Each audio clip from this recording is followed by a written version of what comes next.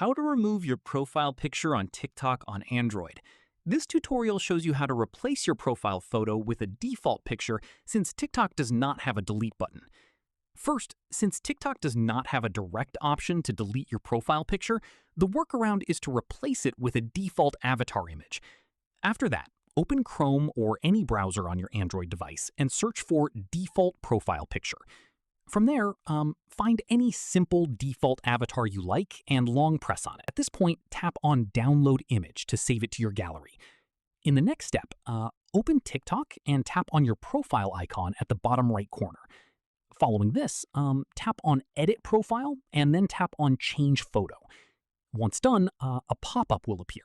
Tap on Upload from Gallery or Choose from Gallery and select the default image you just downloaded.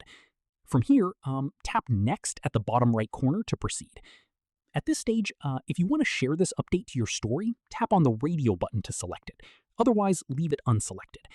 Finally, tap Save and your profile picture will now be replaced with the default avatar, giving the appearance of no profile photo. And that's it. If this TikTok guide helped you remove your profile picture, give it a like, subscribe for more TikTok tutorials, and tap the bell icon for updates. See you in the next one.